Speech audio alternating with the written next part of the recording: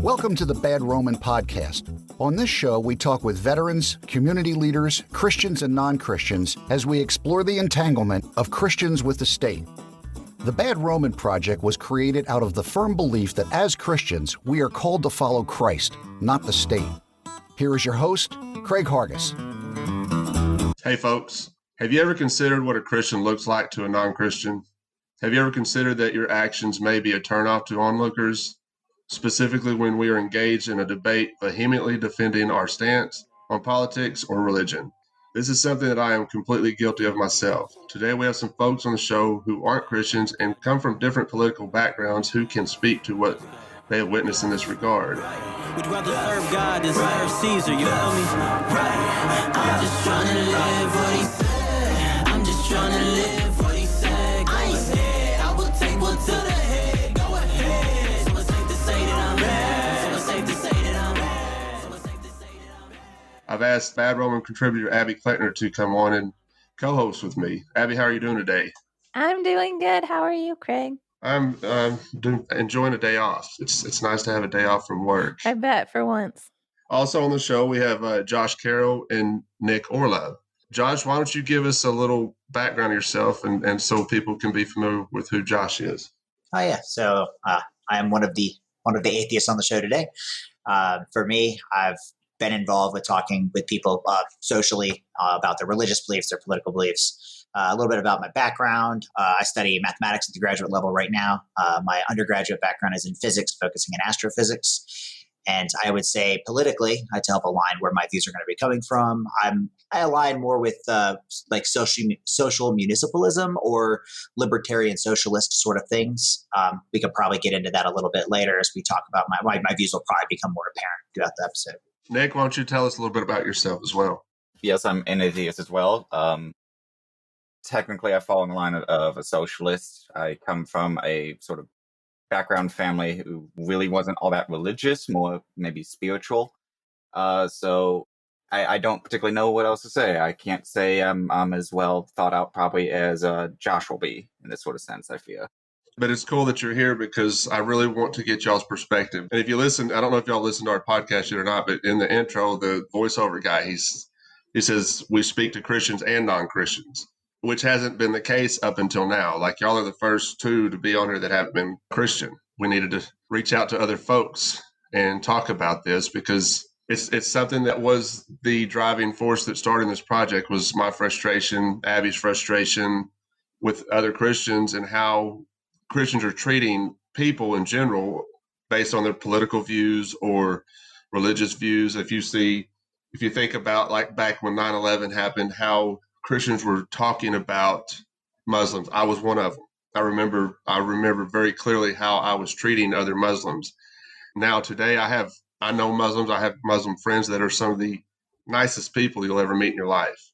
And I really feel bad and that I didn't get to know some of these people that I was being mean to or being ugly to just because I was afraid of them because I didn't know them. I was stereotyping them because of what happened on 9/11. And that's not fair to anybody. Yeah, well, I guess I'm curious to hear your guys' perspective.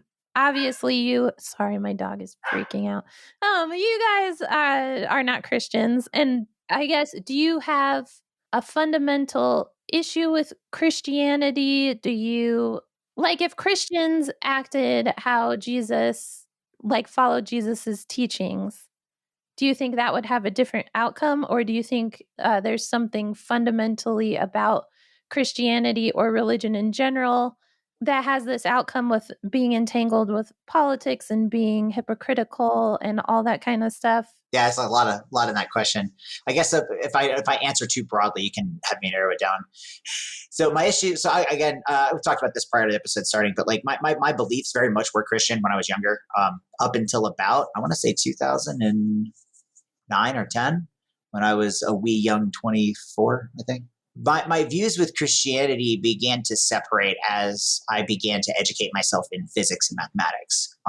I had always sort of had odd questions from a scientific standpoint, not really political, but it came about from like I was raised with the whole fire and brimstone, the idea of, there's a heaven, a hell, and the Big Bang was a lie and the Earth is 4,000 years old. And that was just kind of like the generalized area that I existed in as a Christian. And then, of course, I was saying I'm calling myself a Christian in a sense of I was learning the Bible, went to a Christian church, not necessarily that I was following the way you do it. And then the big shocker for me that sort of twisted me off of Christianity in general, it was just of religion in general, not necessarily Christianity.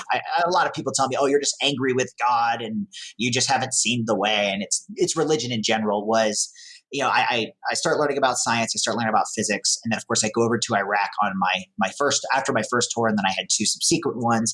And I saw in the people there, referring to the Iraqis or the insurgents we were engaged with, just as fervent of a belief in their religion as those in the United States or in Christian countries. And when you start asking yourself, what's the main difference between their zealotry versus someone, in southern South Carolina that believes that, Obama was the antichrist, what's the difference? It's geography. You were born in there. You were born in that community in southern South Carolina, where that's where you were taught. These people that were born in Baghdad, that's what they were taught. And so that kind of was like one of the last little pokes that kind of got me questioning things a little more deeply. And then, of course, as I progressed through my degrees and started seeing the evidence, the science, and one of your questions on your test when you're studying astrophysics is, date the universe. How old is it based on these, actual real data? And you do it. And kind of in direct contradiction with what I'm taught my entire life, right? And so in general, that's kind of where my split from not just Christianity, just in religious belief in general happened.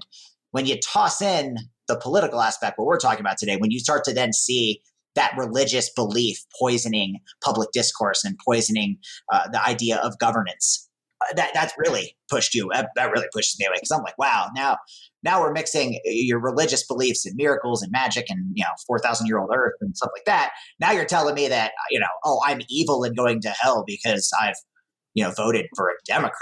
Like, that's now all right. Now we're fighting because it's just ridiculous, right? So I guess in general, that's where my break from Christ. Because I've read the Bible, I did the church, so I always try and squash the whole, oh, well, you just don't know about the Bible, or have you ever read the Bible? Or I do. I've been there. I've seen it. I was going to be a minister. That was like my plan before I did not become a minister. So that's so interesting. Yeah. And that's one of my big criticisms of Christian culture too, is that there's no diversity of thought allowed. There's no questioning allowed. And there's a lot of questions. And I think from my past experience, you're not taught. There's really a lot of diverse beliefs within Christianity and Christian history, and you're kind of not even exposed to those. It's kind of like your own little denomination decides what the truth of the entire history of the world is. And if you question it, then you're ostracized. So yeah, that definitely makes a lot of sense to me why that would turn you off. How about you, Nick? The same question. Oh boy. Okay. Trying to keep up and remember exactly what's been said by everyone. There's kind of a lot of points that I agree with. So maybe as a touch of a background, as I said earlier, I kind of come from a very not anti-religious family, but just sort of loose in their beliefs. So as a kid, I was never fully brought up in believing the Bible. I was sort of given a chance just to ask my own questions as a kid, and so I was constantly doing that, and I could never get any satisfactory answers from anyone. The best I could ever get was, it's God's will, we're not meant to understand, which always seemed kind of like a cop-out to the questions I had, and just raised that much more questions. And admittedly, and this is a problem on my end, I will fully admit it, I've never read the entirety of the Bible. I know bits and pieces of it. Nick, I'm a Christian and I haven't read the whole Bible. So. Well, and I was gonna say, I don't think it really matters, because it doesn't seem like a lot of Christians know the whole Bible or really care about it in the way they act. Beyond that, there was just constant incongruities with everything that just raised further questions on every single level the more I learned. And I just could never wrap my head around how people followed this so much. And then on top of it, as a kid, I was brought to church admittedly only once, like when my father was starting to try to become more Christian. He kind of had an alcohol problem, and family got divorced early on as a kid. There was a lot going on. So I think he was doing more soul searching at this point. He always believed he had a relationship with God himself, but at a point, Christians started to tell him, no, you can't do that. You have to go through Jesus. So he started to go to church to try to sort that out. And one day I was brought along, and I was just too young, like ever so slightly too young to be part of the main group. So I was forced to go to like sort of the kids section. And within the first 5 minutes, they basically said, you have to believe in God or else you're going to hell and burning for eternity. And it was within that, I was like, okay, this is literally everything every negative thing I've ever thought about Christianity summed up within the first 5 minutes of this goodbye. And that's kind of gets to a point, like people, it seems Christians always talk about, a loving God, but the first thing they'll mention is, if you don't believe exactly what we're saying, you're burning for an eternity. It's like, that doesn't seem like a loving God. And that sort of seems like you're more afraid of the consequences than your actual believing in, what you're saying. I'm going to say this right now because I know Abby's eating this up right now because Abby has I don't know if y'all are familiar with universalism, and it's something that I've come to understand myself, and it's completely opposite of what you were just talking about, Nick, as far as a loving God who would send somebody to burn in hell for eternity. And that's why I said Abby's eating this up right now. Everything you were saying, I was just imagining Abby just chewing on her nails, ready to ready to say something. It makes me smile, at least. Like I'm right there with you, buddy. Like, yeah, it does not make sense to say God loves us and he's gonna burn you in hell if you don't do what you say forever and ever. When Josh mentioned earlier too about the Southern Baptists, I spent a lot of time in Southern Baptist churches, and it was all fire and brimstone. Yeah. It was terrifying. And that's not, if you go back and look at the teachings of Christ, he didn't run around scaring people into believe him. Yeah, or trying to manipulate people. Right. I mean, I remember I had a pastor one time with the altar call. The Southern Baptist was very popular altar call that they would have in church. And he's like, if you leave here today and you get in a car wreck, are you saved? And that's not what Jesus was teaching. And I think that is a huge turnoff to non-Christians. Why would you want to be involved with a God that is going to torment you for eternity if you don't believe in Jesus? Josh, go ahead. Yeah, so that actually is two things that what you just said also brought something else up. But I'll lead with that because then I also have I have a question for both you and Abby. Kind of turn it around here. Uh-oh. Yeah. Are you prepared, Abby? I can't wait. So I know this discussion will eventually be getting into the political side, but just still kind of focusing in on establishing our religious views and where we stand. Well, I guess we'll address your first statement about Jesus's original teachings of love your neighbor and kind of accepting people for who they are because God loves everybody, sort of along those lines. But Jesus, and correct me if I'm wrong, as also said, if you do not remain in me, you are like a branch that is thrown away and withers. Such branches are picked up, thrown into the fire, and burned. So not to want to take that out of context, but it does appear that there is a message even through Jesus, and that was, I believe, John 15:6. He is discussing that if you do not accept me as the Son of God or as God, then you will be cast from the tree and burned. Does that not strike you as a little aggressive from a pacifist, someone like that? So we'll start with that question, and then I'll circle around to the other one, just for both of you. Go for it. Help me out here. Yeah. So, I mean, like I had said before, there's a lot of diversity in Christian belief. And I think just because of how Christian culture generally is right now, we kind of read those with a certain amount of baggage because we do hear so much about hell. I would say the writing style at the time, and I mean, even still today, uses a lot of hyperbole. So Jesus, when because he does use language like that, and he's making a point, not that and plenty of people would disagree with me about this, but not that, if you don't align with, and this, to take it back further, Jesus never really said that you had to subscribe to a certain set of beliefs, but that you should follow him. And if you've seen him, you've seen the Father. So he was talking more about behavior and the way you treat other people than like if you can check off certain boxes that you believe certain things to be true. So he was basically saying, I'm giving you the truth. I'm giving you a certain way to live your life, which is to love and serve those around you rather than to try and exercise power over them.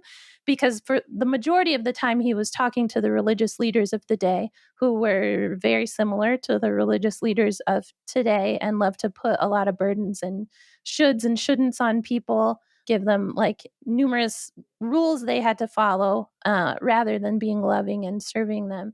And so he was basically saying, like, I'm showing you the way to bring God's kingdom to earth right now, which is loving and serving the people around you. If you are not living within that kingdom lifestyle, it's like you might as well be cut off from God, which is life itself, and like withered on the ground or burned in a fire. It's like that's going to be your experience of life if you are basically trying to manage other people and rule over them rather than love and serve them in the way that Jesus was modeling. Okay. Yeah. I guess this will also probably come back later, because I want to tie that into when we get into it, of where the multiple levels of translation and the knowledge necessary to be able to discuss that in an educated form are what is, I believe, causing a lot of problems when you mix Christianity with political systems. But before we get there, my other question, just for both of you, was, so you asked me about what kind of turned me away from the whole religious and believing thing. I would like to ask you, how do you view scientific knowledge? How do you view things such as we understand something like evolution from a scientific perspective, or how quantum mechanics works, how mathematics works to model how stars form? When you're presented with scientific knowledge, peer-reviewed, educated discourse on the Big Bang, for instance, something that I've studied like intimately, how does that affect your views? Are you along the lines of, hey, it's God's work, it's beautiful, or no, that's not what the Bible says? Where do you two fall? I used to not. So the whole Big Bang thing, you're obviously a lot smarter than I am. So when it comes to this stuff, so I'm not smart enough to understand how everything worked, how it happened. So the Big Bang Theory, I used to be like, no, that's wrong. Or evolution, I'm not on board with that, because my understanding of evolution is that we came from an animal, but we were created by God as human beings. But the Big Bang Theory, I mean, I don't know. I saw somebody say one time, God said bang and it happened. You know what I'm saying? So I don't try to understand that. My view of Christianity is very simple. I just try to follow the teachings of Christ. Now, all that other stuff is just stuff to me. And people get into these long theological debates that don't even make sense to me. It goes way over my head. And if I could just follow the teachings of Christ, that's the best I can do. And in trying to understand all that other stuff, that's way beyond me, man. I'm not gonna lie. I don't really have an answer for you, to be honest with you. Abby, do you have anything to add to that, or? Yeah, so I'm kind of a nerd too, and so I really do get into learning as much as I can about all that stuff. And my perspective is like, yeah, God created all this stuff and it's beautiful and amazing. I wouldn't say I necessarily accept or reject anything one way or another. I don't feel the need to say like, yes, I believe the earth was created in 7 days, because that's what the Bible says. Like, if we found scientific discoveries that proved otherwise, I think the Bible is not a scientific document. Science didn't exist yet when it was written. Oh, gee, thanks. You're welcome. And, but I also think there is almost a religious element within science that you kind of have to be careful of too, because science, as far as like investigating and questioning and never stop seeing what more there is that we can figure out, I think that's awesome. But I also think there's things that make me question parts of the theory of evolution I don't necessarily, I mean, it changes all the time, obviously, but I'm more scientific minded. I love studying and finding things out. I think that's awesome. But I also think that there is sort of a mainstream of what is accepted within science, what's allowed to be questioned, and kind of conclusions that you're kind of supposed to come to. And then, of course, there's the layer of where anarchists and a lot of money for scientific research comes from the government. And so there's always strings attached to that. So I don't know if that's a definitive answer, but those are just kind of things I think about. Yeah, I was just curious. I always like to throw that around when I'm talking to someone, because for me, and I don't know, Nick, you might have a similar view. It's like for me, when I'm talking to someone with either of your belief sets, again, a lot of the science is complicated. There's a lot of background, like for evolution or Big Bang. You got to understand some pretty advanced mathematics. You have to, in order to actually see the actual proof. So a lot of people like to say, well, I want the proof. Sometimes that proof is really difficult to come by because it takes years of study just to get to a point where you're like, oh, that's why we say that. Like that's where that comes from. Josh, let me ask you something real quick. Now, with what you've learned scientifically, how does that discount there being a God to you? Why couldn't he be the one that generated that science, or the one that caused all that? For me, I approach it in two ways. So for myself, I don't see a physical evidence or a natural evidence for a God. I don't see it. For me, if there was a God and I was able to find said evidence within the physical universe, within the natural laws, I'd be the first to say, hey, there it is. Solved for X, found them, right? To me, I would say that the question of a God, I am perfectly okay, and I have a lot of Christian friends that I talk to about this, imagining God as sort of the master mathematicians, who crafted the prime numbers in the original, in the beginning, crafted the primes, and then set the laws of nature in motion. And then what happened because of the laws that were written by some being. If I can get somebody of religious belief to accept that, or to at least get to that point, I feel like that's enough for me. I love that. And I was literally just talking to my kids yesterday about how I think God loves math, because there's so much math baked into the universe. So I'm with you on that. Yeah, the universe is written in differential equations. Yeah. It's mathematics at the core. And so to me, I do not necessarily accept a all-powerful, all-knowing, like the Christian God, I would suppose you could say, or the monotheistic God. I don't accept that, because I don't accept something that can both be a part of the physical natural universe, but also not be when convenient. And so for myself, if there is a higher power, of course, I do not discount it in a sense of I can't prove he isn't there, just like I cannot prove that there's a teacup orbiting the sun at a certain distance. I like to say to my Christian friends that are on the fence about science versus God is, what if God created the equations that allowed for evolution, that allowed for the Big Bang, that allowed for stars to form and planets to form? And then I make headway in that way, where they go, wow, to me, I think that would make your God even more fantastical, because he had the foresight to craft the primes out of the ether, something like that. Like I said earlier, I keep it very simple because it's easy for me. And sometimes I wonder, like all the stuff you're talking about, that he designed it this way so we could have something to do, like something for Josh to seek out, something, to keep Josh's mind busy. You know what I'm saying? Keeps me employed. Right. Like, you know what I'm saying? So maybe it's something he did so Josh could have something to seek out. That's just kind of how I view it. And maybe I'm wrong, maybe I'm right. I don't know, but that's how I try to keep it simple. Nick, go ahead.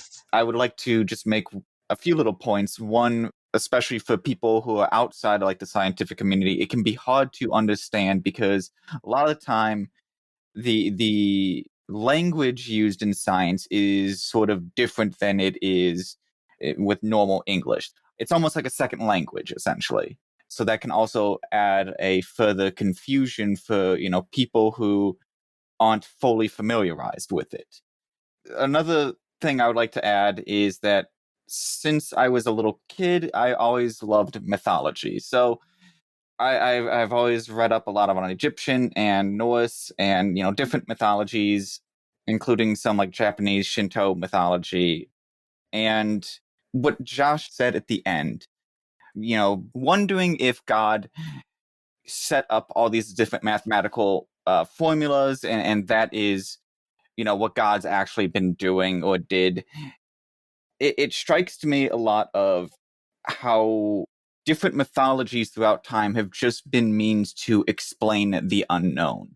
And as appealing as an idea as it is to think, okay, God did, create the Big Bang, he set up evolution, it still rings hollow and similar to the basic ideas of what mythology set out to do in the first place, of just trying to answer kind of everything they could and see in real life with simplistic answers of deities who have created everything.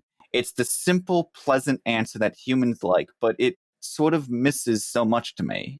I like that, man. I agree with that, actually. I mean, I didn't used to, I'm not going to lie, but I mean, where I'm at now and my understanding of God and Jesus is I accept that. I mean, because there are things about God that we will never understand while we're here. Now, and I don't know where it is in the Bible, but when we're there, we will fully understand the mind of God. Now, right now, we're too simple. We're simple human beings. We can be as smart as the next person, the smartest person in the world. We're never going to understand the mind of God. And so if it's just something he did, I'm cool with it. It's his world, man. I'm just living in it. Yeah, no, that's again kind of where my atheistic standpoint is that it is the search for that ultimate simple truth. And previous cultures the world over have all had their own explanations. I mean, there was a time when thunder and lightning were, the gods were angry. And then, of course, science uncovered that it was just, it was differential, electrostatic charges within the atmosphere that was causing it to happen. We are further, this comes down to like the whole God of the gaps argument. And as the domain of science expands, God's domain shrinks sort of idea. And so for me, like, that's why whenever I'm arguing or discussing religion with people who are obviously devout in their beliefs, whereas, yes, I would like to get them to accept science and discard mythology or discard magic and mysticism. At the same time, I feel my goal, especially because I'm trying to aim this in a political direction. My goal when discussing with them is to also say, hey, you know what? Sometimes maybe it's okay in your beliefs to accept science as well, because there are things that we need to use science for to get things done.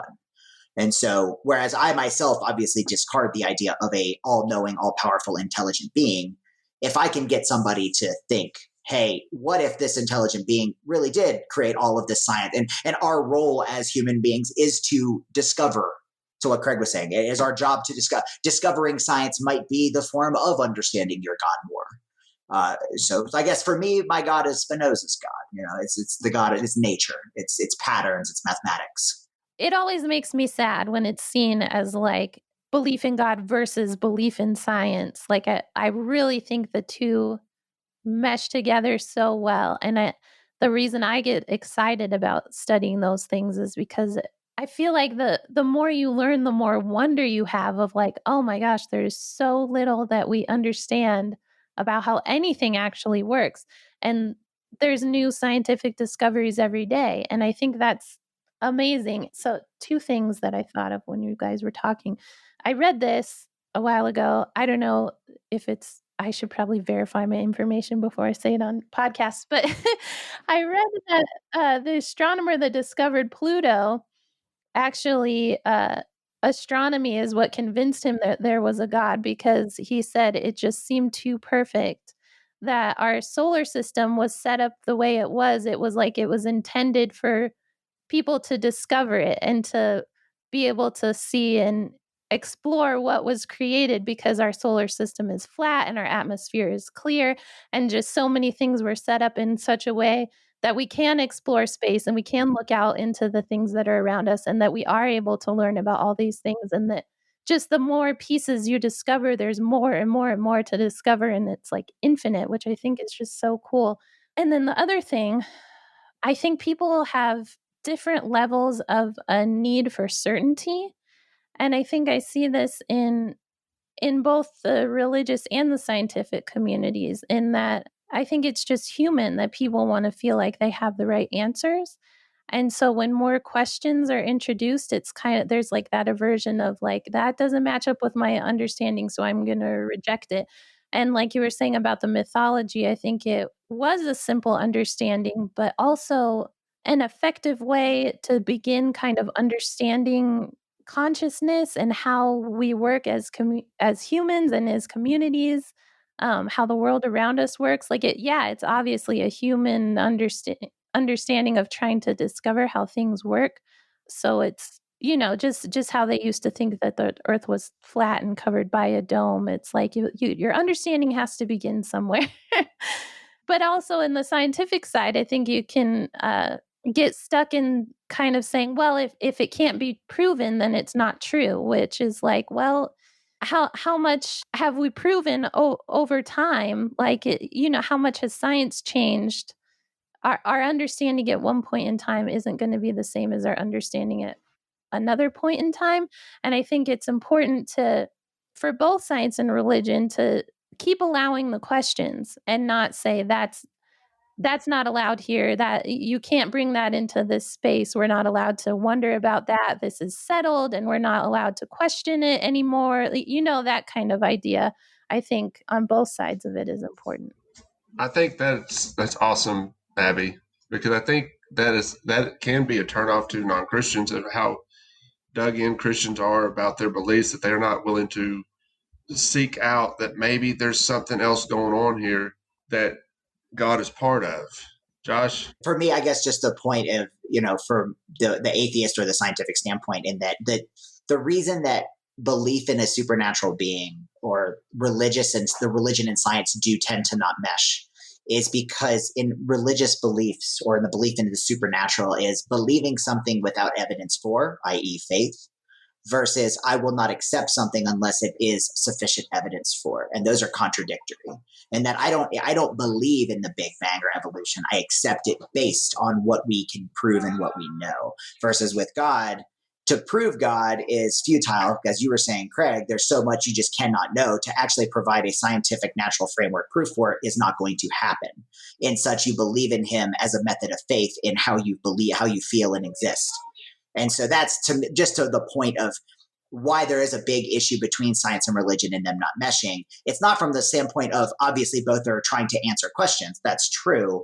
One of them supposes an answer and then believes in it based on their feelings and how they view it, versus the other says, I will not believe it, or I will not rather accept it until something is presented in a way that it is provable to me.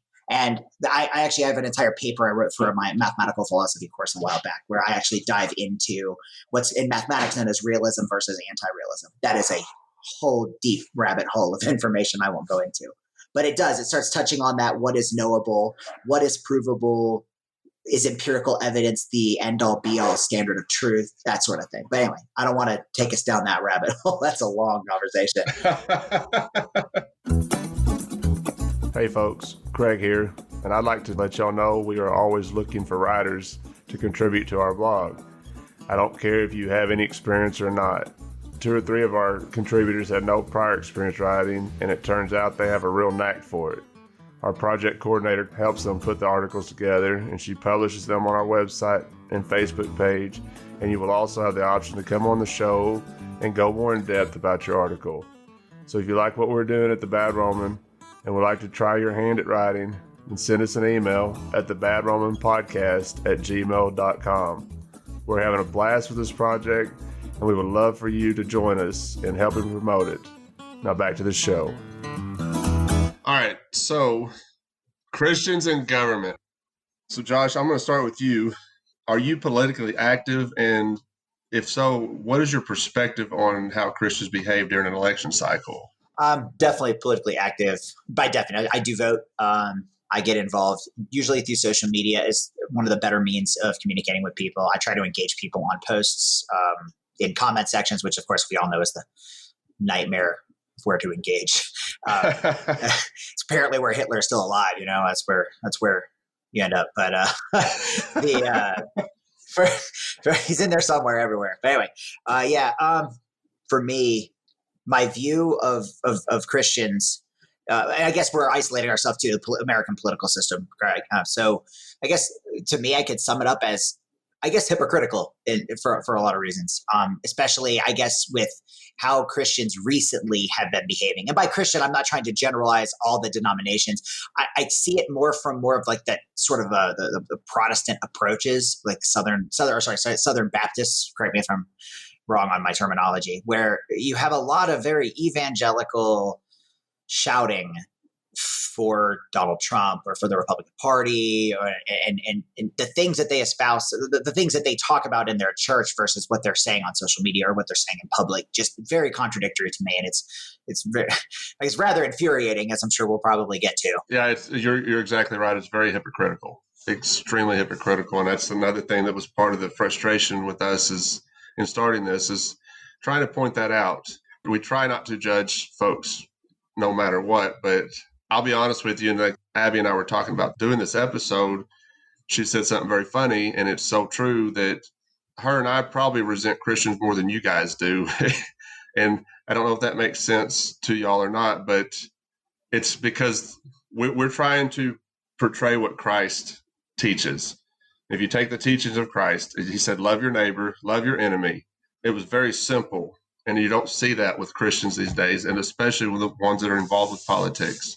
Nick, how do you feel? What is your perspective of Christians and how they are behaving when they're involved with politics?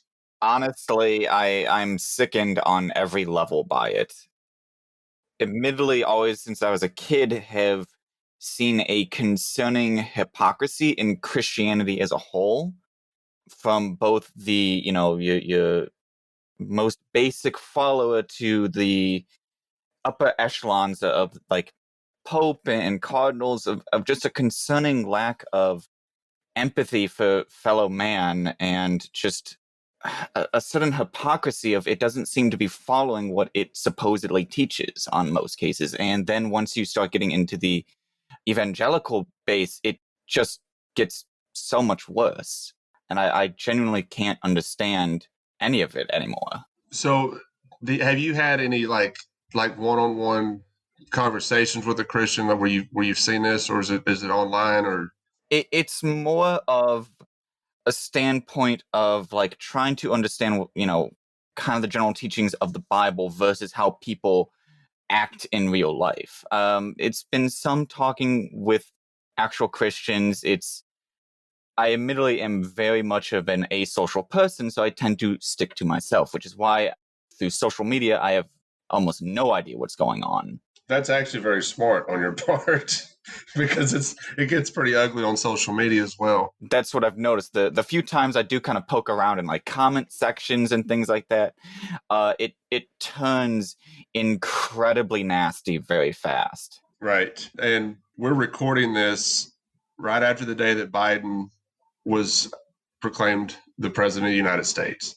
And have either one of y'all seen any kind of this going on from Christians since this has happened? Josh, you have? Yeah, absolutely. I think there's a video that went viral like a day ago where it was a bunch of evangelicals outside the Nevada voting center where they were praying as hard as they could for more votes for Trump.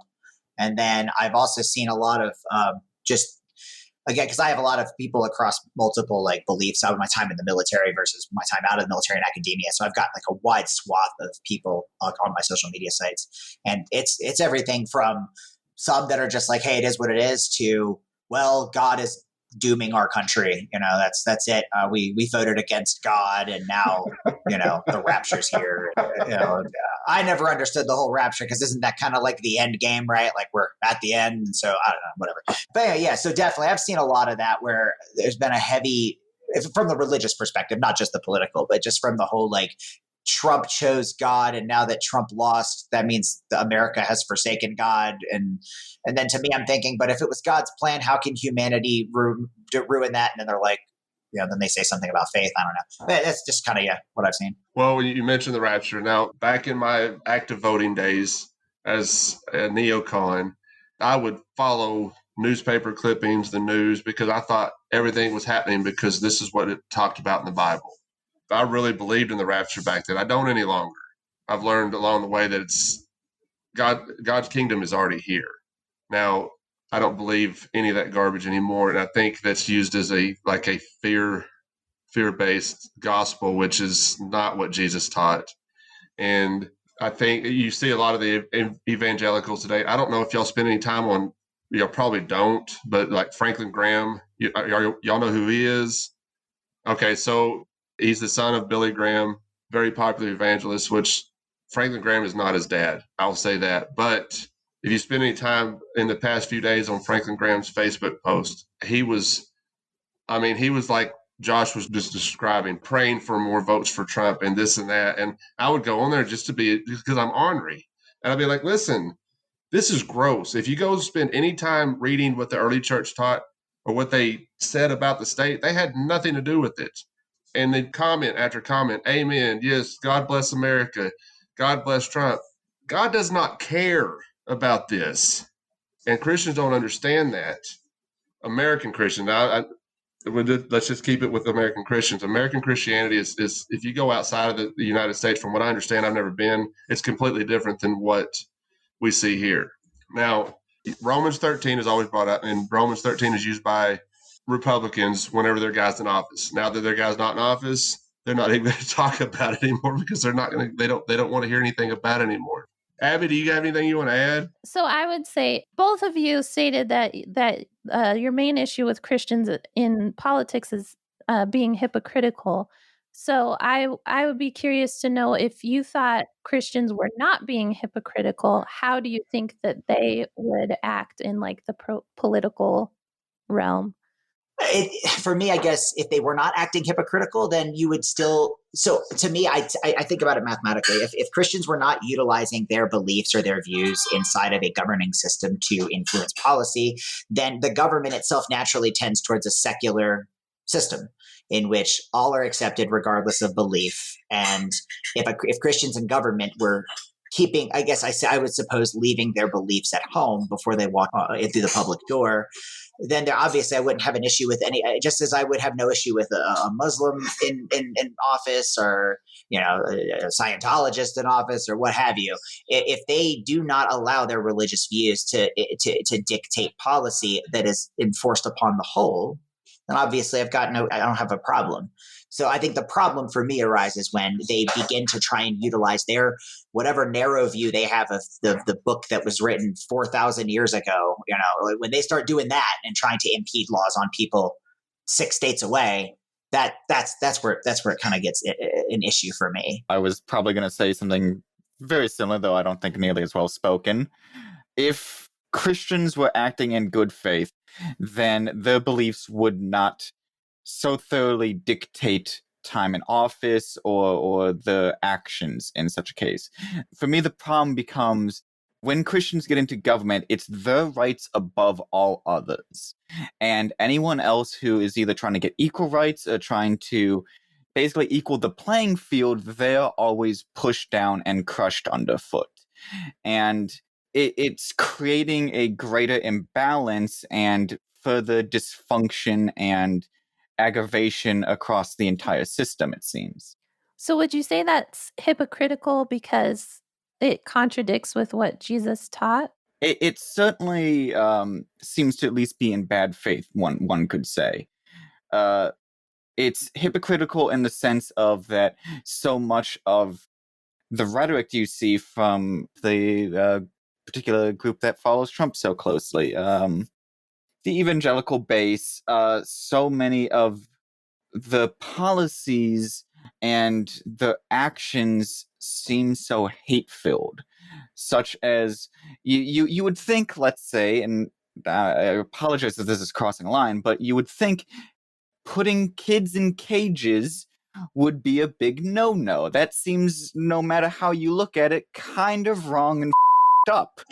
But I'm sorry, I don't see how that is in any way, shape, or form acceptable. But I didn't see any of these evangelicals talking out against it. I didn't see anything like that. They seem to, if anything, approve of it because it is a further entrenching and protection of their own beliefs at the end of the day. No, I love that because you're right. It's absolutely correct what you just said. because it's not right to put kids in cages. And it's not okay for Christians to support that because some guy in some form of political power has a letter by his name that is supposedly pro-life because he's got an R by his name. Christians need to understand that Republicans are not pro-life. They're not pro-liberty. They've spent a lot of their time being anti-life. Can I actually make a point on that? I've never understood the whole pro-life movement. It seems we care more for unborn fetuses than actual people. Like, if you're pro-life, then you would help people who are already here and in desperate need of help, versus an unborn life, which the second it's born, you stop caring about. You're right. There seems to be admittedly, they have great branding, but the problems they're trying to address seem ass backwards. No, you're not wrong. You're not wrong at all, because let's just take the ongoing war on terror. It's been what started back in 2001. It's 2020 now, and we're still killing people that we don't know that are alive and walking around just trying to live their lives. You're absolutely right. They're not pro-life. I don't care what any Republican says, that they can speak to it. And they keep Christians that are engaged with that hooked with that pro-life ideal, because that's how they keep them. I have a friend, he worked for the government, and I don't know if y'all are familiar with Karl Rove, but it was back in the Ronald Reagan administration. And I've mentioned this on the podcast before, but they were concerned with losing the Christian vote. I don't even remember what it was for. But Karl Rove's answer, it was a note that was sent to the president, but Karl Rove got it first, and he said, "Don't worry about it. They have nowhere else to go." And that's the mentality of the Republican Party. They think that they can hold on to Christians because they speak to pro-life. They're not pro-life. That is absolutely absurd to believe that the Republican Party is pro-life. This is when I get really frustrated with Christians when they talk about pro-life. You know, they want pro-life Supreme Court justices. No. Trump said in a debate that abortion was not even on the ballot. It's like it doesn't even register with him. It's okay. He's got a letter by his name. Anyway, I'm going to go on a tangent. Josh, go ahead. I apologize. No, it's a good tangent to have. Again, a lot of people in the government are not actually pro-life. It's just a none of them are. If you think about the state itself, the state is violence. Everything they do is violent towards somebody somewhere. So like for me, again, this will probably get into something we can discuss more. In stating that I try to avoid blanket statements in general. And the reason is something that we can get into later. I call it false equivalencies. And so for me, I don't necessarily accept everyone or all of government is all pure violence. So our point on Christians in government, or at least in this most recent iteration, which is I'm assuming what spawned this topic, with the evangelical vote just falling in line behind the Republican Party, trying to support Trump. The hypocritical aspect that me and Nick talked about is also, like, if you look at Donald Trump, the topic of the hour is anything but what you would expect a follower of Jesus would be. I mean, we're talking adultery, we're talking divorce, we're talking just all about money, all about greed, all about helping himself. Josh, check this out. Listen to this, though, right? When he won the nomination, he was being interviewed, and they asked him if he'd ever asked God for forgiveness. You know what he said? And this didn't register with any Christians for some reason that went out in droves to vote for him. He said, "I've never had a reason to ask for forgiveness." And that's the whole basis of Christianity. I mean, how do you hear him say that and be like, "Oh, Franklin Graham said it's the most pro-life administration ever"? Oh, I was so infuriated when I read that. You can't believe how mad I was, and I apologize for cutting you off because this subject grinds my gears. Go ahead and finish. So, to that point, it's like the hypocrisy. It comes down to I've seen it's like, so here's Joe Biden being elected as president, taking over, being elected as president, and he's been, by all accounts, a devout Catholic his entire life, but yet, because like you said, he has a D next to his name, not an R. He is anti-God. He's going to kill the nation's soul. And yet these are the same people that were saying, Donald Trump, it's okay that while married, he had affairs, and it's okay that he's all about the money because winning is great. It's just that if anything's going to turn people away from accepting Christians inside of any form of government, it's just all you got to do is point that out. and go, look, really, like, Well, I couldn't believe it. I couldn't believe it when he was nominated. I could not believe how Christians were just in support with him after everything you've heard him say. blind allegiance. Exactly. And that's when I started becoming disillusioned with the Republican Party. I was like, are you kidding me? They took the crown off of Jesus's head and put it on Trump's. Right. There you go. It's kind of funny because one of my biggest criticisms of Christians is how judgmental and unaccepting and unloving they are. Yet they give Trump a pass on everything. It's like, oh, well, he's not a perfect man, but I think it's everything they actually stand for at the end of the day. Like, I don't think the teachings of the Bible actually matter. I think Trump really speaks more to themselves. Like, once again, he's also a man who bragged about being the most humble man. Like, I'm sorry, does no one understand the hypocrisy of that very statement? Like, I didn't hear that, but that's hilarious. Like, it makes no sense. I think it was in reference, and I could be fully wrong on this because I know the Dalai Lama has come up somewhat, but I believe it was in somewhat relation to the Dalai Lama. There's just weirdness after weirdness, and then on top of it, how yes, he's essentially become the second coming of Christ. When I find it ironic, he fits much more the antichrist, if anything, and I don't understand how that isn't even talked about at all. It's like it just raises so many questions that I can't understand. I'm with you, man. Trust me, I'm with you. And this is why I wanted to do this episode, because this is the stuff we need to talk about. And this is the stuff that Christians need to understand how we're being perceived. Now, Abby and I are in a small minority right now. We're not like your average Christian. Like I said, go to Franklin Graham Facebook post and read this garbage on his post. We don't believe any of that. We actually make fun of him, which is, I guess, is not Christ-like. Like I said, I'm ornery, and I will get on there and spout awesome stuff because I'm ornery. It's therapeutic. It's very therapeutic to get on there and be like, no, you're wrong. And now they just ignore me. Like sometimes people would comment, and then I would engage them, and we would get in a debate, and then they would end up blocking me or whatever. Anyway, Josh, go ahead. This is along this topic. I think this is an interesting thing that I've been thinking of a lot. And both of you will have probably your views on it, and I'm sure anyone listening might.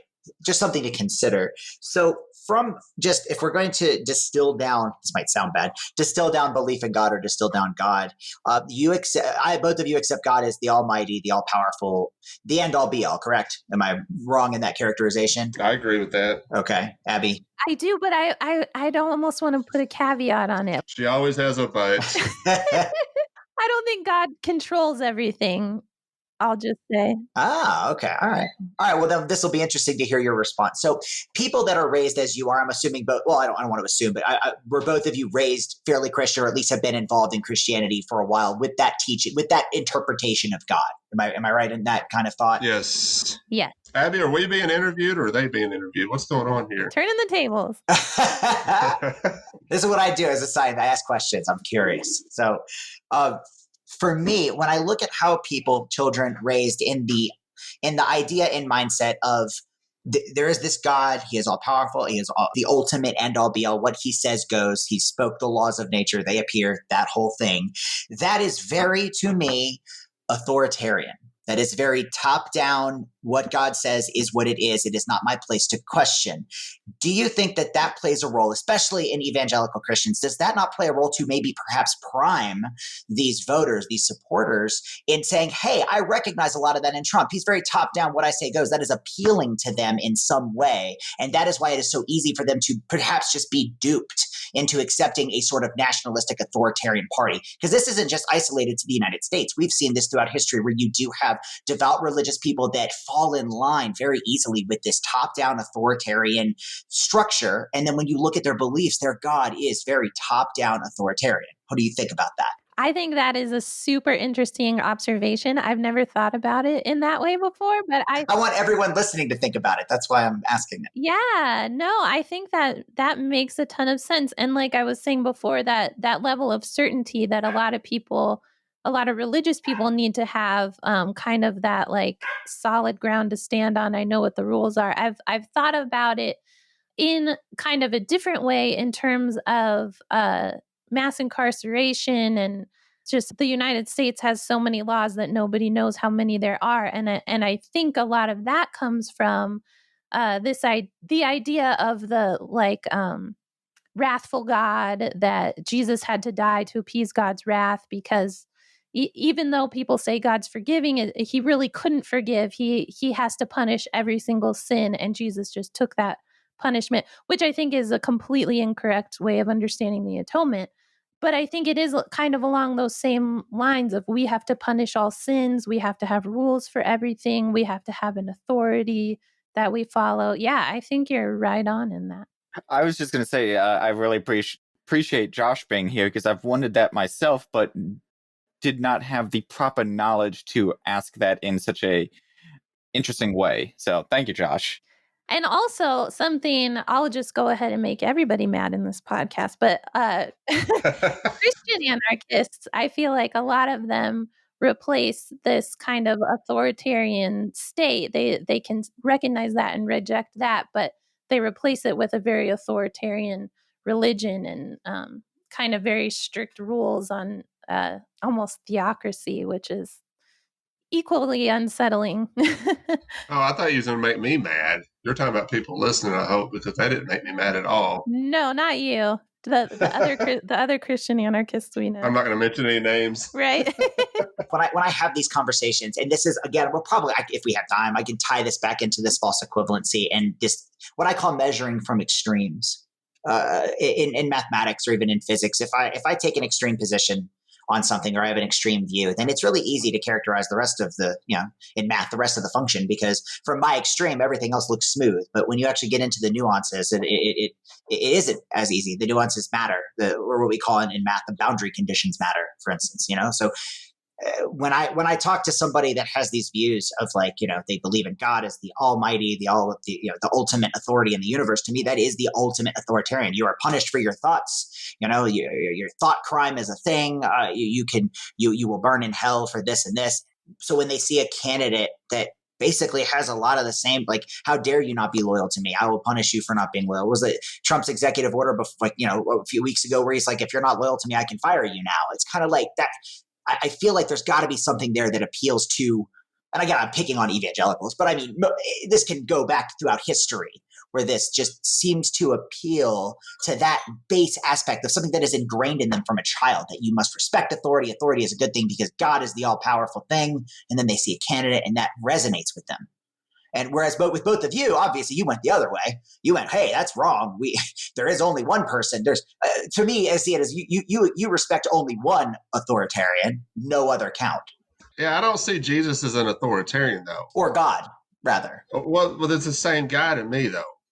It like Abby said earlier, when what Jesus said, when you've seen me, you've seen the Father. They're the same person. So, and if you look at the teachings of Jesus Christ, there was nothing authoritarian about him. Nothing. If anything, he's our friend and he wants what's best for us. And he's just trying to lead us down a path of hey, love that guy that you're mad at. Do both of you accept not believing in him as the ticket to hell? Oh, this is going to go down a rabbit hole. I don't believe in hell. Well, there you go. Hey, the more views, the better. Like I mentioned earlier, Abby has is the universalist ideal, and it's something that I've come to understand as well. Okay. What y'all are understanding as hell is not what we understand as hell. You know what I'm saying? So it's not eternal torment. Even though it's described as such in the book you espouse as the writings of your God. No, I don't agree with that. I mean, I think people can interpret it that way. And I think also, again, because of the current understanding in the culture we live in, we tend to come to reading the Bible with a lot of baggage. And if you have that understanding going in, which has been developed throughout the last few thousand years, you're going to read it in a certain way. But the majority of the early Christians did not believe in hell as a place of eternal torment. There was a minority of them that did believe that, which came from Jewish mysticism, because it's not at all discussed in the Old Testament. But like words that are a lot of translation issues, words that are translated as eternal don't necessarily mean like an infinite amount of time. There are several words that are all translated as hell which each had kind of their own meaning. What I've noticed, and I used to be this way, what I've noticed with the majority of Christians, they worship the Bible and not Jesus. Well, their understanding of the Bible too. They're not. Right. And speaking of that, and we've had, I don't know if y'all know who Keith Giles is. He said something once on one of our podcasts. He said, the human capacity to get things wrong is endless. So if we're going to sit here and worship every word of the Bible and not Jesus, what Jesus taught, that's when I was talking about it earlier, just being simple about it. Follow the teachings of Christ, and all that other stuff is just stuff. It could be wrong. I do question things. I have it's called a reflective mind. It was somebody was talking about one of our shows, Brooks Cavey, and he said that, and I was like, you know what? I think I have one of those brains too, because I question everything. If I don't question everything and accept what is being taught me, no, I've got to go figure it out on my own. But the human capacity to get things wrong is endless. And I think that goes with the Bible because there's, like she said, there's so many translations. And there's a lot of contradictions within the Bible too. I mean, it's a collection of books written over thousands and thousands of years from different cultures that we cannot understand in 2020. Right. Cultures that we can in no way relate to. And so I think a lot of people don't look at it in that way. And it's important to, this is recorded experiences with people seeking after God over a certain amount of time. It's not like God came down and wrote a book and then handed it to us. Nick, go ahead. Well, I think Abby kind of brings up an excellent point of, essentially the book's been written over thousands of years by multiple people and constantly changed and re-edited. Like that is part of why I could never really accept it, because, if depending upon which Bible I read, there's 20 different others which may have vastly different stories. And what I kind of want to ask for both Craig and Abby, and to both your beliefs and maybe the greater Christian community, because I'm not horribly familiar with it, like, do you think that the Bible is the word of God, or is it more just the translation from people or something else entirely? Like, I think Jesus is the word of God. But how can you know exactly what his word is when it's been changed and altered so much? Well, I don't think you can go back and read like the original Greek and go back to reading what he said. And this is where the translations come in. And this is why everything is so misunderstood. There were words that he used. He spoke Aramaic. He didn't speak American. So if you go back and understand the what he was saying in that culture, in that language, it's not going to mean the same thing as we're going to understand it today. But it's the very simple fact that love your neighbor, love your enemy, and everything else is just kind of falls in place. And it also says, we're led by faith, not by sight. So if I keep it simple, then I feel okay with that. I'm not going to try and question anything he said. Now, we have the writings of the Bible, obviously, but it doesn't mean that they're wrong. They could be, but it's what Jesus said, and that's what I cling to. Josh? Yeah, I mean, I was going to talking about bringing it into the government thing. If there is so much issues with interpretations of the Bible and how people view it or what they read it as, I would say that is the strongest case to keep any governing authority, whether voluntarist or communist, what have you. It should remain secular. In that, and I'm not advocating for communism. I'm opposite of that. But the idea I see is like when you have these like this, what's called the evangelical vote in this country. I think that's a ridiculous phrase. If you have how many different interpretations of this book, like Abby was talking about, your interpretation supersedes any others. That's wrong to me. That's authoritarian to me. If your own interpretation can be used to subjugate somebody else because what you believe is right and what they believe is wrong.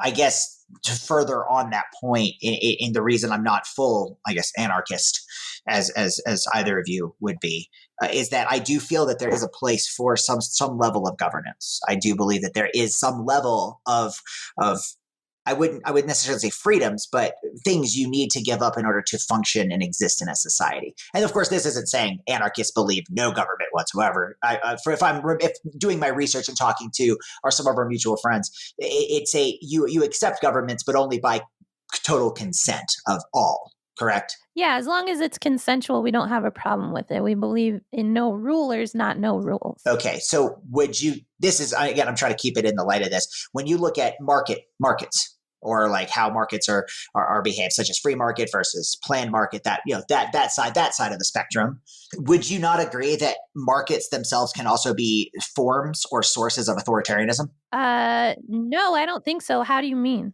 So, for instance, if let's say we go completely free market, like no regulations, right? Like we just let the market be, right? Like a lot of the, I guess, libertarian right side, eco-libertarian sort of thing, I guess anarcho-capitalist idea, where you just allow a market to exist no matter what. Do you not think that in situations, especially, and we can see this, actually, something I've studied, where you can get to situations where you have monopolies, where you have coal barons, oil barons, energy barons, corporations that gain so much authority and so much ability that they can suppress rights of people by just the means of allowing the market to naturally tend towards those that have more money. And therefore, if you have a market... No. Okay. Okay. What do you mean by no? It's not possible. It's not possible without government support. Like there would be no coal or oil barons without the government backing them. It's just not possible. I am admittedly quite confused by Abby's stance, but I was going to make a point of how old coal towns used to work, where they basically were their own economy, where it would just pay back to the coal barons, and everything that was made and paid to the workers would just be spent at general stores. And like, it seems by having no leadership to really kind of keep that under control, that there's always going to be people who come out on top and start to control things, even if it's not originally planned. Yeah, they only got that power through government contracts. Otherwise, they wouldn't have it. Certain companies would amass a certain amount of power based on how successful they were, but it's always consensual, which is not at all the system that we live under now or historically in this country whatsoever. But if there weren't regulations keeping out competition, there would always be somebody coming up to compete, to do it better, to do it faster, to do it cheaper, to be the better place to work, without government regulation stopping that from happening. Okay, so along this line then of no regulation, for one of my graduate courses, I had a project that I was doing where my project that I selected to research was looking at the statement, the freer the market, the freer the people, analyzing that with data over years, changed my views on some things, solidified some on the others. What I found is that the market itself is a tool. And I feel that in some circles, in some belief structures, that the market becomes the government. The market tends towards success. The more successful you are, the more wealth you amass, the more successful you can be. You're able to expand, you're able to hire more people, you're able to do this, do that. Now, I myself am not against free market systems. I enjoy them as, again, I'm a libertarian socialist. I believe in a dynamic decentralization. However, when you look at certain systems, especially when you add things like climate change and stuff into the mix, there are going to be certain practices, certain things that the market will tend towards, not by malicious intent, but by the nature of how it's designed to generate wealth and to promote winners. You're going to end up in situations and systems that actually end up harming the whole. That is where I'm not a complete anarchist, is because I believe that there needs to be a authority separate from, not entrenched in the market, but separate from, that can say, hey, this product is damaging and hurting people.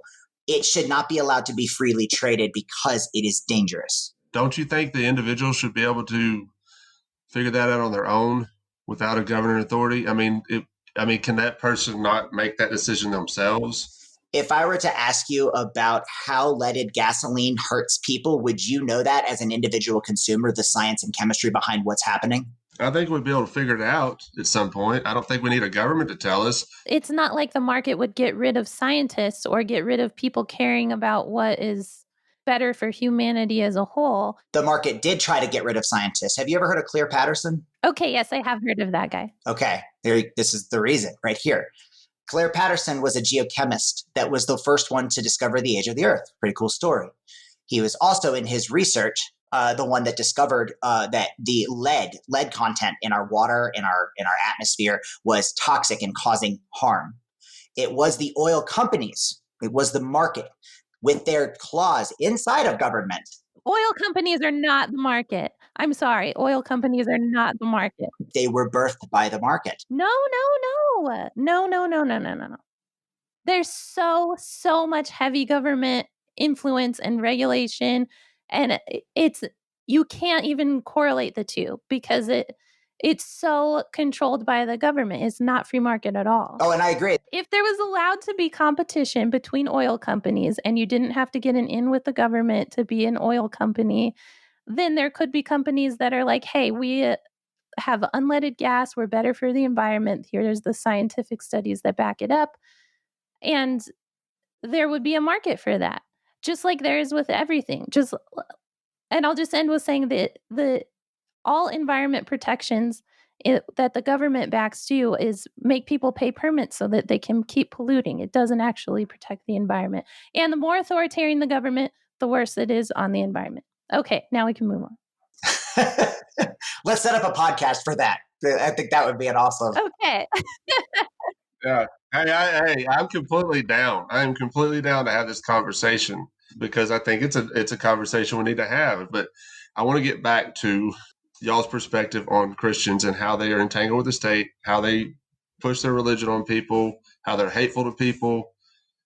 Is there something that we as Christians could do differently to not persuade y'all, not manipulate you, not any of that, but get you to maybe not resent us for how we're acting? Josh, I would like to hear your thoughts on this because admittedly, I'm a little more vicious in this sense and have not really all that many pleasant things to say. So be vicious. Just watch your language. That's all I ask. I'm not gonna curse, so don't worry about that. But honestly, I think Christianity as a whole is kind of too far gone. I don't think there is any saving it, and I always kind of go to when people envision the future, like especially in a more ideal future, like a Star Trek or something like that, of where humanity has evolved to a certain, or maybe not evolved, but has gotten to a certain point socially and scientifically, where they're out in space exploring and kind of come to some level of peace with itself. It's always interesting to see how religion is depicted, and quite frankly, it's almost never there. The ideal vision of the future is one without religion, and quite frankly, I can see why. I don't think religion, at least on a governmental level, like maybe on an individual level, it still does, but in government, in politics of any type, it has no place whatsoever. And the harm Christianity has done throughout history and still up to this day is too great, and I don't think it can really ever make up for that fact. I don't disagree with that. I mean, I'm not a big fan of religion, to be honest with you, and I know that's equated with Christianity. To me, my relationship with Christ is on an individual basis, so I don't really get caught up in religion anymore like I used to. Now, and I don't. I don't live like I'm supposed to every day, or I don't act like I'm supposed to every day, but I'm trying. And that's the best I can do. And if I can just keep on an individual basis with me and Jesus, that's where I'm at with him. Religion gets on my nerves because it gives Christianity a bad name. I mean, you can go back and look at the Pharisees in the Bible and how they were acting. That's what religion looks like to me today. And Jesus had a totally different message. Josh, you got anything? Oh, so much. No. I guess my major sticking points against Christianity, or again, saying Christians in general, it's not, I try to avoid the generalization because I know Christians that are just like what you're talking about. Like, you're like, I think, Christianity and government's not a good mix. And I agree with that. Like, I do. So when I say Christians, I'm speaking more towards the ones that want to rule theocratically. I guess my major sticking points with them is the complete the ignoring science, ignoring facts, and ruling by personal interpretation of their magical, mystical, miracle things. Like water into wine and dust to bone and things like that. Like, I feel like that is where religion and that is where Christians need to, that does not belong in a governing authority of any type. So I guess what Christians could do for me to be, I guess, I'm not uncool with them. I disagree fundamentally with their, their belief in the non-natural, would be to just have Christians like yourself or others say, hey, look, you can have whatever relationship with Jesus that you want, but if you are in any sort of public entity, local, state, federal, that has to be checked at the door. That it has to be. Like, you're trying to develop legal policies for however many millions of people. Your own interpretation should not poison that in any way, period. It shouldn't. You're right. And I think Christians have a bad habit of thinking that morality can be legislated. Yes, exactly. And that's not true. It cannot be legislated. Morality is a personal, you can have a moral government only in that the individuals within the government themselves act moral. And like you were saying, legislating moral policy is just another rabbit hole of, well, how do we interpret that? Is this the Christian morality of the 1950s, or is this humanitarian morality of, we are all human beings, we should love each other? Which, of course, I ascribe to that as morality. But still, I think the more accepting you are of the most broad amount of people, the better. I don't see that from evangelicals. I see this very top down. I'm better than you because I have God and you don't. And God's on my side, not yours. Therefore, I'm always right. It's almost like hero worship. Yeah, and they try to outsource that to the state. And that's the biggest problem with Christians, in my opinion, is they're trying to outsource what they believe to let the state. And let's if we're all completely honest with ourselves, the state is evil. From your perspective. Well, I would say, is secular authoritarianism better than religious authoritarianism? I mean, like, nobody can check all of their opinions at the door. How are you going to rule over millions of people no matter what your motivation is, whether it's religious or not? This is where coming into measuring from extremes, you have to then begin to dissect that. Nick, you put your hand up. Good. Sorry. Yes. Once again, Josh, there's just a few little points I want to make. And one, I want to say you made an excellent point in kind of the ideal sort of religion, I would say, as a whole, of, how it would interact with government. I would say that was an excellent point. For the, was it regulation of government? What was the exact wording? I believe you used government is evil or something along those lines. Do you mind restating that just real quick? Well, if you look at the actions of government, what we see right now is government. We are actively killing people in other countries. Is that not evil? It is. Well, it's an interpretation of evil. I do try to be cautious of the idea of good and evil because it creates a kind of black and white dichotomy. All right, so let me ask you this. Is it moral to be killing people in other countries, or beneficial? No, I wouldn't say it's really either of those things. Like, it's not really moral and it's not really beneficial.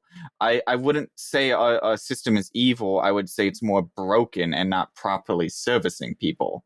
Like, we don't really know what we want from our system, which is creating further confusion and discontent in it.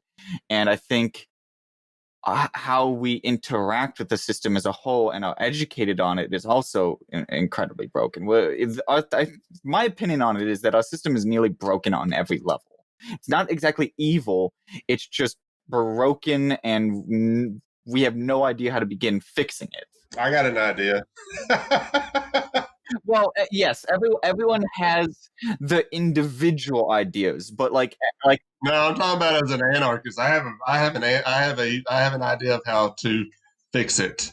Then that's what I'm getting at. Like, everyone has their own individual ideas on how to fix it, or small group ideas, but like how to actually try to fundamentally fix it to make it better and actually have those fixes change and work as intended is a whole other monster. Well, that's somebody said something to me one time before, and I've mentioned it on this podcast. You trying to, if you think that you can change the mafia from the inside, man, that ain't happening. It is not happening. The state is inherently evil, inherently immoral. Let's just say immoral, because nothing that they do does not harm somebody somewhere in some fashion. So, do you think your own system can do that? Like, I'm not. This isn't really a slight against anarchists, but I'm just saying I think it would be almost impossible to get a system that actually truly benefits everyone. I think eventually there will be, but I don't think any system we have or think of now fits that. And I'll leave it at that and let Josh go from there. So when you measure from an extreme, it's really easy to glance over nuances. I think the statement that all the government does is immoral or evil ignores a lot of the many successes, the other successes that the government has been able to do. I view the government as a tool to be used. How it is used itself depends on who's using it. If we view the government as a tool of the people, to a place where we can come together to do good, the statement of it's all evil or everything that comes out of it is evil kind of goes out the window. Yes, it can be used for evil. It has been. And you could argue, especially in the United States, more evil than good. You can't really argue that with cogent facts. You have to say, yes, the government has done a lot of bad things. The government has also done good things. And by government, I mean a collection of people that have come together to successfully navigate something like curing a disease, providing money so that a company can distribute vaccines to help protect and save millions of lives. I would just say initiating violence is never beneficial. People coming together to cure a disease, I think that's awesome. People voluntarily contributing money to a company to do whatever, that's freaking great. People building roads, whether you do or do not have to ask permission to travel on them, that's fine. Initiating violence is what we're against, and it's never beneficial. My argument comes against what you equate to violence. Violence as in harming a human being, or violence as in you've taxed $1.50 out of my paycheck that might go towards cancer research that saves 10,000 lives. I don't equate that to violence. But you only take that with threat of violence. But you said that it might go to cancer research. The thing is, the majority of our dollars that are stolen from us is used to kill people that we will never meet in our life. The military budget for the United States of America is astronomical. The money that they use is not going. It's very, very seldom used for welfare of another person. It is used to kill people. Now, like I told y'all before, if we were asked, or if we had a say in where our money was being spent that they're taking from us, we wouldn't be so against it. The problem is we're not asked. They take it from us and they do what they want with it, regardless of what we say. That is violence, in my opinion.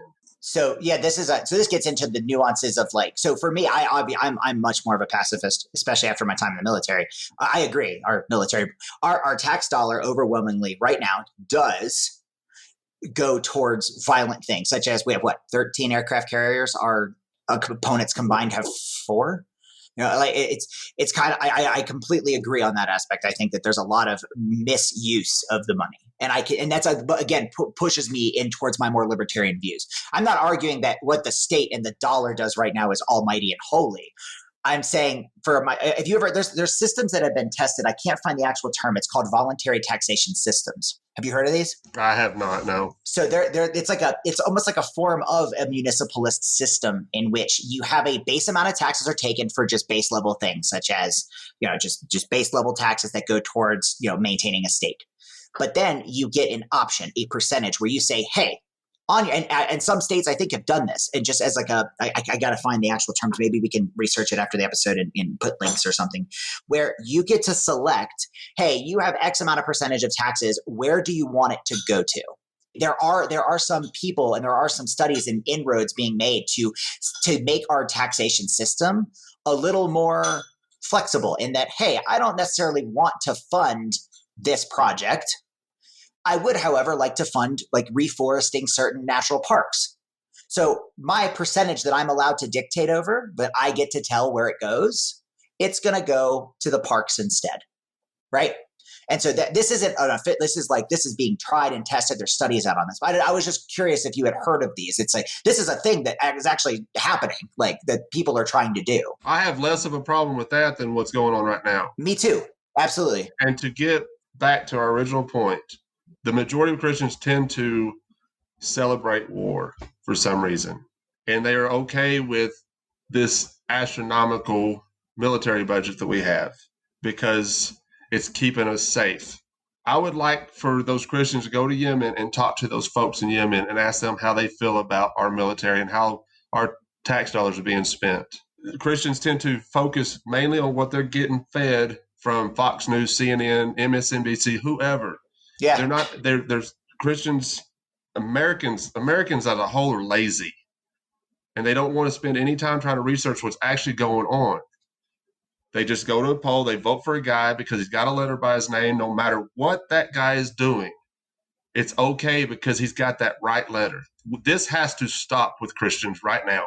Well, I think also the worship of America as an exceptional country is so closely tied with being a Christian too, that they're not willing to criticize or to take any kind of critical look or say that anything our government is doing is wrong, really.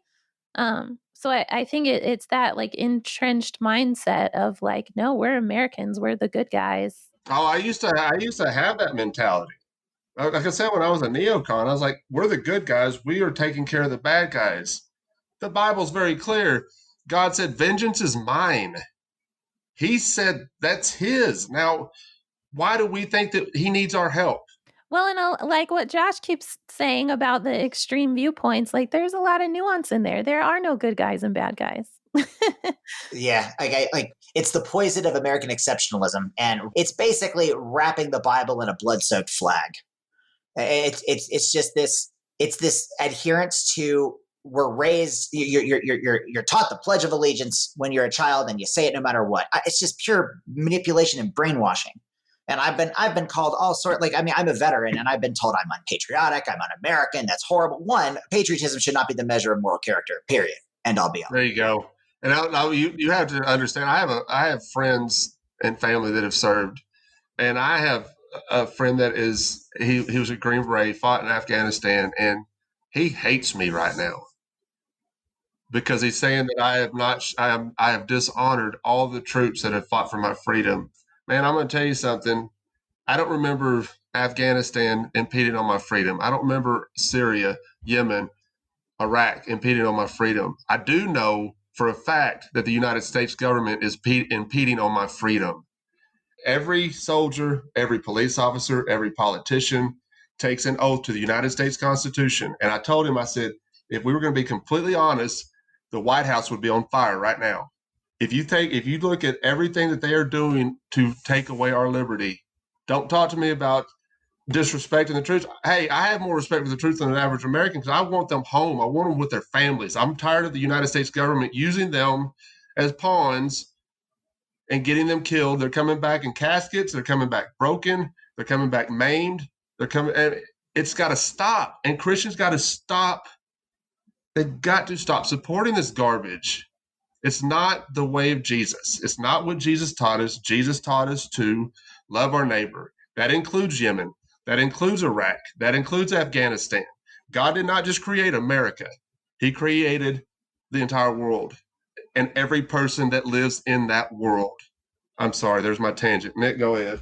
I've always found the idea of blind patriotism rather odd, to say the least. And for Craig, when you said, your Green Beret friend basically criticizes you and mentions, soldiers died for your freedom, we have a very weird sense of what freedom is in this country. Like, is it not your freedom to be able to question that and be dissatisfied with how a government has run things and putting so many soldiers in danger? We also seem to care more about soldiers who have died fighting for said freedoms, which is all well and good. We should give those people respect, but we don't seem to care much about soldiers who come back home with PTSD or who have been maimed or in bad shape or just anything like that. Well, I was like, the ultimate respect you could give troops is to stop sending us overseas and getting us killed. But this is something you and Abby, I'm sure, could address or understand or have heard. Like, I would come back from Iraq and I would have multitudes of people just continuously tell me, oh my God, you're home. God protected you. God blessed you. He put his hand in between you and the bombs. And that to me was just one of the major driving things that pushed me away from Christians in general. Cause it was like, I've watched people die. Did God care more about me than them? Like they're screaming for their God dying in a Humvee. And you're going to sit here and tell me that I was protected. Like, no, that's just, No, you're absolutely right. No, and I know Abby agrees with this too. You're absolutely right. Because to use that to say that God protected Josh Carroll while he was fighting overseas and did not protect that person that they were fighting against is asinine. American Christianity, I think, really drives me crazy. But they tend to think, American Christians tend to think that this is God's nation. It just really pisses me off because he created everybody. Every person that he created in this world he loves that person just as much as he does Josh or Nick. There's no wavering. Even that bigger idea is really toxic, and Christians get caught up in that a lot. And that's something that I struggled with. But the idea that like, oh, your cancer was healed. God must have healed you. And it's like, okay, but there are kids with cancer who died. Did God not care about that kid? And that's where I come to. I don't think God controls everything. I think being a loving God means that he doesn't control things. In reference to, God curing a cancer, what about like different Christian groups which believe, you shouldn't take any sort of life-saving medication because God wanted you to have that thing? Like God will sort it out. You have cancer, just pray to him, he'll cure it. And so you aren't allowed to take, potentially life-saving medication or treatment. Yeah, I think that's a super damaging belief. Even if you don't go to that extreme, I remember being caught up in that, and my kids, when they were really young, had really bad croup, and we were also very poor. So going to the emergency room was like a big deal that we could not afford. And I remember like sitting next to their crib, listening to them struggling to breathe and just like praying to God, like, please let them breathe, and thinking like, if I had enough faith, they would breathe. If I had enough faith, this would all be okay. And how do I pray right so God will fix them? And that idea, like Josh was saying about like magic tricks, and it's like, well, that's not how God works, and there aren't magic tricks, and there's no level of faith that I could have that would cure my kid over somebody else's kid. And it's not like, horrible things happen every day, and Jesus even talks about this in the Bible. Like it was not because of some sin that somebody had that something bad happened to them. Like rain falls on the righteous and on the unrighteous. And I think that's a really twisted, toxic Christian culture thingy that messes up a lot of people. It messed me up for a long time. Well, to Nick's point and what Abby was just talking about, it reminds me of it wasn't a joke. It was just something, it was talking about a guy on an island, stranded on an island, and a boat would pass by and ask him if he needed help.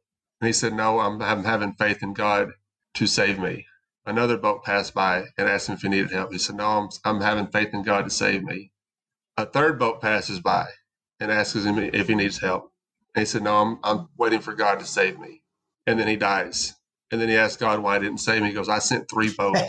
And sometimes there are no boats either, but God still loves you. Like that's not what it's right. It's not about magic tricks to making happen what we think should happen.